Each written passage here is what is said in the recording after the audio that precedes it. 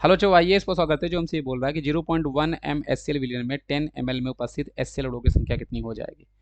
अच्छा, आपको यहाँ पे बच्चों उसने एच सी एल अणुओं की संख्या बताई है कि 0.1 एम एस सी एल में। अब ये मोलरता क्वेश्चन है बच्चों। आई होप शायद ये टॉपिक आपका अभी नहीं हुआ होगा, तो इसलिए शायद आपको ये क्वेश्चन करने में दिक्कत हुई होगी। अगर आपने कर लिया तो अच्छी बात है, अगर आपने नहीं कर पाए हैं बच्चों तो इसको आप डायरेक्टली ऐसे याद रखना बच्चों। हमारे पास मोलरता का आपके पास फॉर्मूला होता है बच्चों, जो कि आपके पास होता है नंबर ऑफ मोल।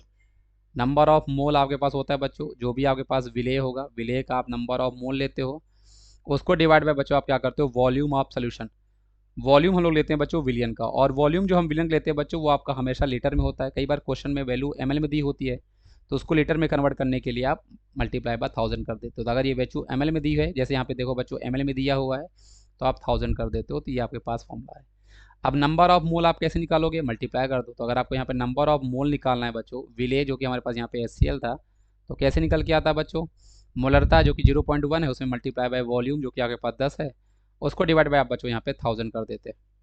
तो 10 में 0.1 तो ये बन गया, और 10⁻³ आपके पास ये आया होगा सिंप्लीफाई होकर। और हर मोल में एवेगेड्रो नंबर आपके पास होता है।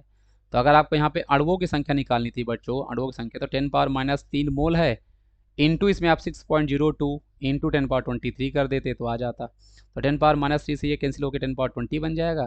तो 6.02 टू 10⁻20 मतलब ऑप्शन नंबर डी हमारे पास जो है बच्चों, वो आपके पास क्वेश्चन का सही जवाब जो है बच्चों वो आपके पास हो जाता है। तो आई होप आपको ये चीज़ समझ में आ गई होगी बच्चों। Thank you.